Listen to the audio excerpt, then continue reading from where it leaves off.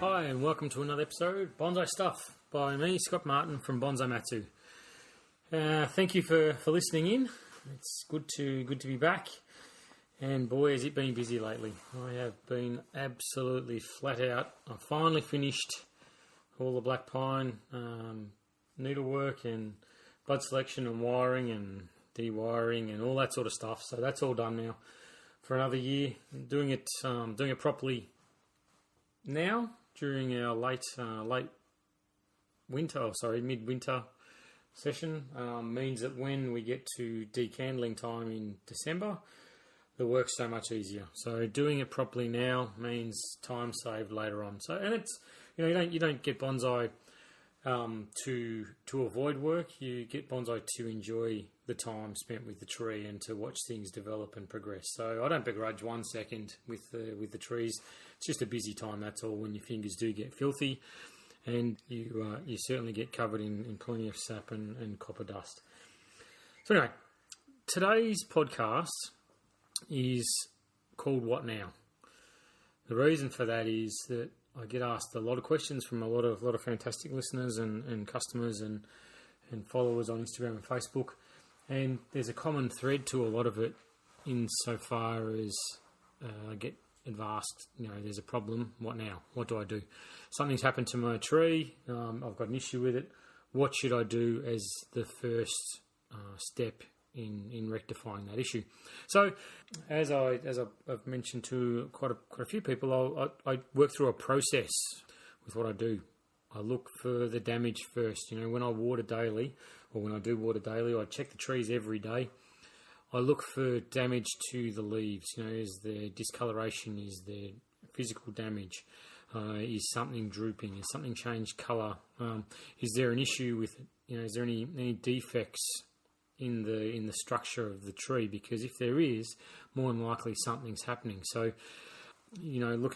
look for insects too. Insects are obviously an easy go-to initially for a problem, but looking for predatory insects like praying mantis or lady beetles, that sort of thing, they're a good sign, because they're obviously doing the job of an insecticide, but they're also there because there's something on your trees that they're feeding on. They don't come there because they enjoy the sunshine and the beautiful position the tree's sitting in. They come there because they're eating. So you need to, when you do see the good ones, you need to look for the bad bugs as well. When you think you've looked over the tree thoroughly, have another look under the leaves. Try and get down close to the root system. Look across the surface of the soil too. Push back some of the soil. Look for anything that's in there as well. Look for ants. Ants are a shocker. They don't do any damage insofar as themselves, but they're there feeding also. More than likely on aphids. And it's really common to see a tree that's got ants on it also with the sooty mould. So, one thing leads to another. That, first step you need to take is to treat the problem. So you've got bugs on your trees. All right, so how do we get rid of those bugs off the tree? The second and probably most important part is to work out why they're there in the first place. A healthy tree, a healthy bonsai can withstand having a few bugs here and there on it. It won't be the death of the tree. It's when the tree gets to its tipping point where it gets weaker and weaker over years and years of incorrect treatment, or not being repotted when it should have, or possibly it's not in the correct position for sun, so therefore the strength of the tree starts to drop down. That's when you'll find that the pests get into it and diseases, and they start having an impact on the health of the tree.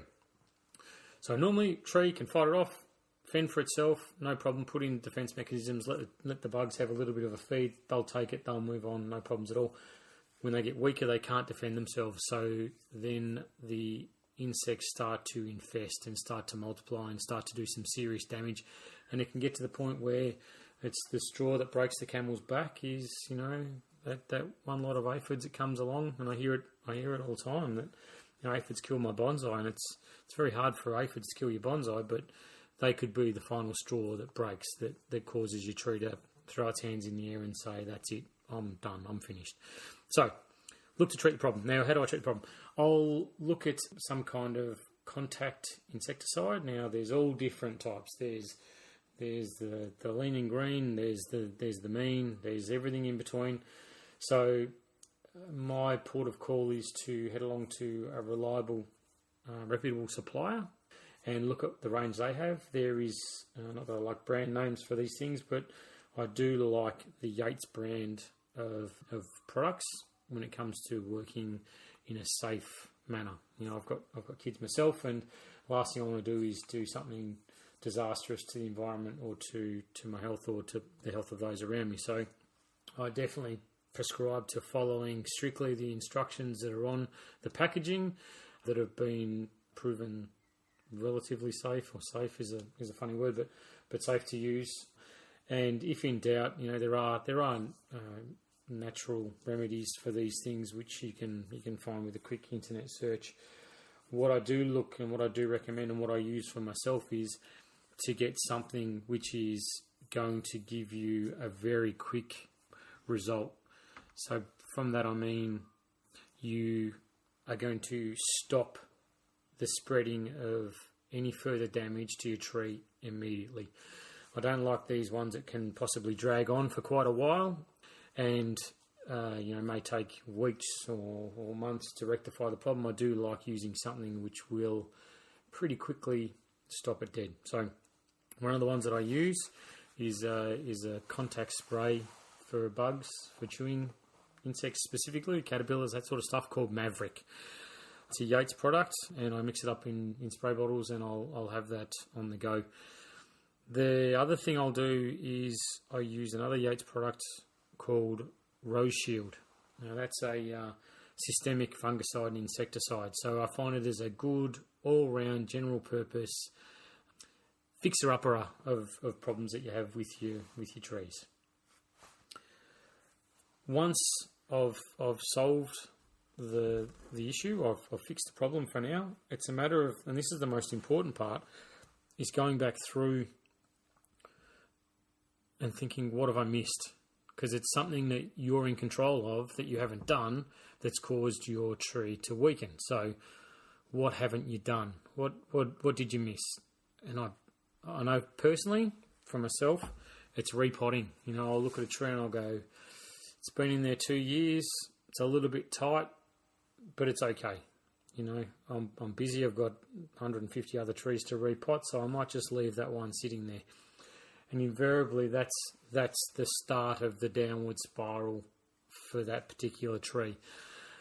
You know, I use the example, I walk along a bunch of trident maples, you know, there's probably, not over 10 of them in a row, 15 of them in a row. You'll look at them and go, fine, hang on, that one's got aphids on it. You start looking at it, the growth's maybe more stunted than what it should have been compared to the other trees. You know, the leaf colour isn't as vibrant as the other trees beside it. So when you have a bit of a closer look, yep, there's a problem with it. Then you look at the watering side of things, and by not repotting the tree when it should have been, the water doesn't get through the root mass like it should. Water doesn't get into the tree starts to suffer with transpiration, so therefore the spiral downwards starts, the tree then starts getting weaker and weaker. So then the bugs come in. You know, you're looking at a smorgasbord of 10, 15 trident maples all sitting in a row. Which one are you going to go for? The easiest one, the one that has the least defences lined up for it. The one that's going to be the easiest to chew through because it's all nice and soft foliage. Yep, that's the one.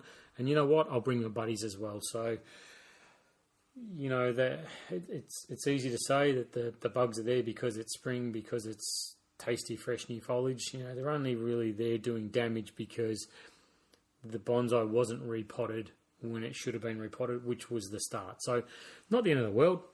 1, treat the problem. 2, identify what's caused the problem. 3, try and fix it for next time.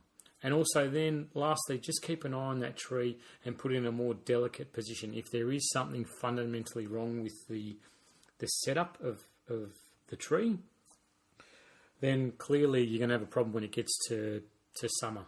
You're clearly going to have a problem when it gets to, 45 degrees and it's blowing a hot northerly wind and the oven door's been left open and your tree's there struggling to get any water through its root mass. So you need to be mindful that the bugs are a trigger for future care for that tree. So, you can baby it through, you can fix things, you can maybe aerate the soil a little bit with a Phillips head screwdriver to try and open up the root mass a little bit more to allow water to get into those hard to reach places.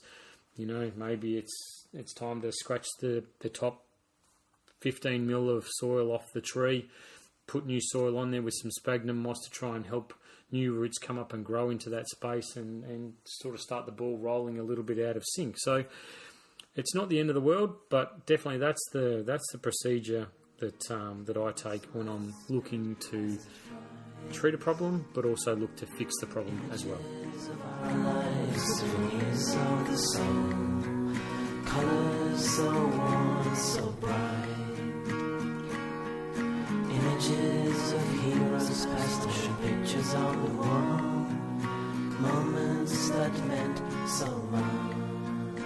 For your setup of your trees and the positioning of them, you can also do a lot to help the trees improve their strength, which therefore means that you may not have as big of problems with the bugs and that sort of thing. So you want to make sure that you've got plenty of spacing around your trees. Try not to have them jam-packed shoulder to shoulder on the benches, sitting over the top of each other, taking away each other's sun. Try and get them so there's good airflow, good air circulation, good movement.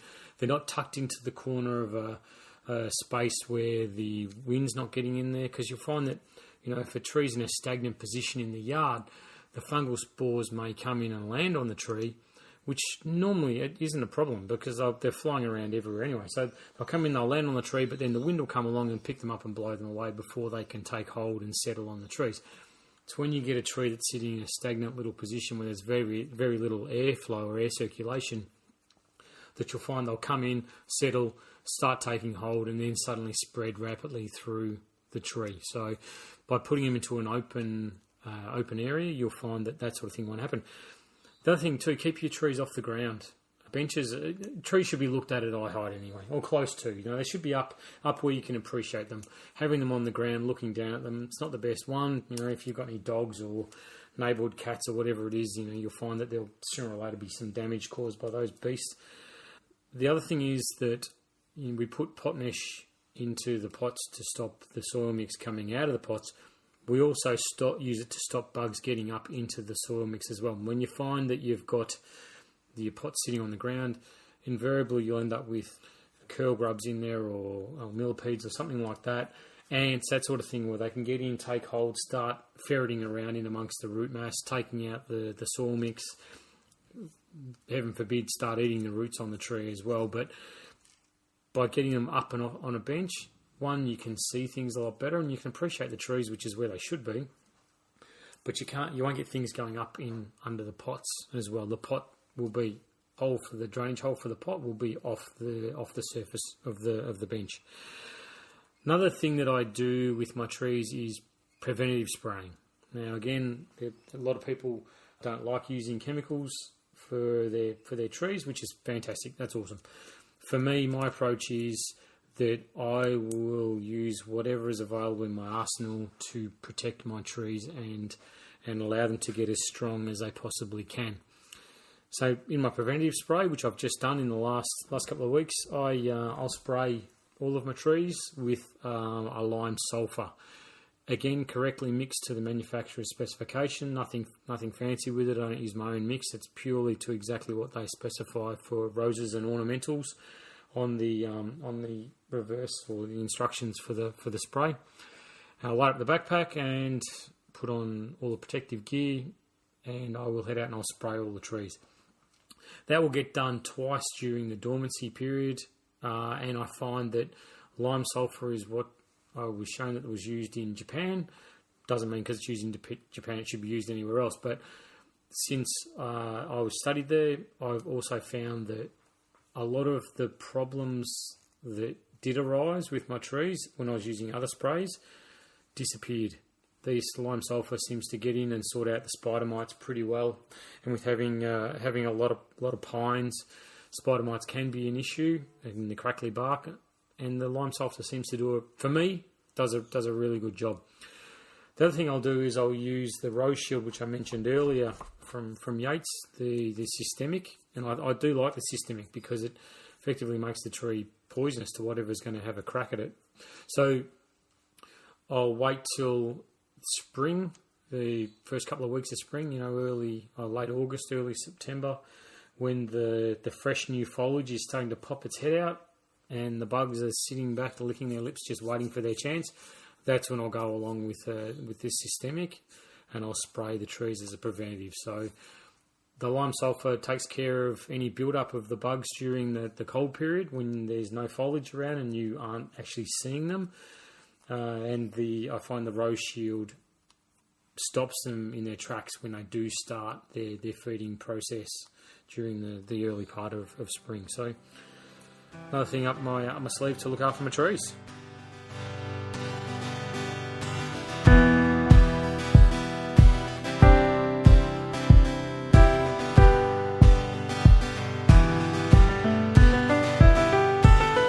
I spend my youth dropping coins in a wishing well. I was working on a tree the other day. Nice, beautiful piece of collected Yamadori. So a wild growing tree that was collected for the purpose of becoming a bonsai. And I was reflecting in times just by myself about what I love about bonsai. And I was thinking it's the initial styling of the tree. It's the first pair of hands that have been put on that tree to make it become a bonsai that, by right should outlast me and my kids and my great grandkids. Hopefully, that's how I design. Well, that's how I think about trees when I work on them, is for longevity, for not now, but for a long way down the track. And I came up with a concept in my head while I was working away, called the first wire concept, and it summed up pretty quickly what I was feeling at the time. In that, I was the first person to put a piece of wire on that tree to style it to become what I believe to be better than its natural self. Bonsai can be seen to be contrived or plastic or unnatural, all that sort of stuff. You hear it all the time. But when you first put a wire on the tree, you do it with a purpose for styling the tree, but not only styling the tree, but also to improve the way that it captures the sun's energy too. So if you have two branches sitting on top of each other, the bottom branch will eventually get shaded out and will die. The top branch will get stronger and continue to flourish and grow out to reach towards the sunlight. So by wiring a tree, not only are we making it look pleasing to the eye in a design concept, it's also got a functional process where we can shuffle those two branches. So one comes a little bit forward, one goes a little bit back. So therefore, when from the front angle, from the two-dimensional look, the tree looks exactly the same. But from a top-down look, which is where the sun's coming from, you see those branches clearly getting their fair share of the sun's energy. That's what wiring does. Wiring gives us those two key benefits. And to do one, to purely style a tree to look nice without considering the functional side of wiring is wrong. And to wire something just so it gets the sun's energy, so it's more pleasing for the strength of the tree without taking into consideration the future design of the tree at the same time, is also wrong. So you need to keep both of those two things in mind. So this first wire concept was something that I wanted to dig down on, and I'm sure that's where a lot of people get a bit of a spark. It's the reason why we go to bonsai nurseries and we look at stock, or we go through the trash section of a nursery and we dig around and we look at the trunk line, we look at the nabari, we dig into pots, we'll hold up branches, we'll look for the tree within. I was with a friend, customer the other day, and he said, I really want to find the bonsai within. And I went, that's such a great concept. And the first wire concept with the bonsai within joined together, it's really what's a big driver for a lot of people. The maintenance side of a bonsai is one thing, keeping it look beautiful and doing all the work that's needed to have them at a high level.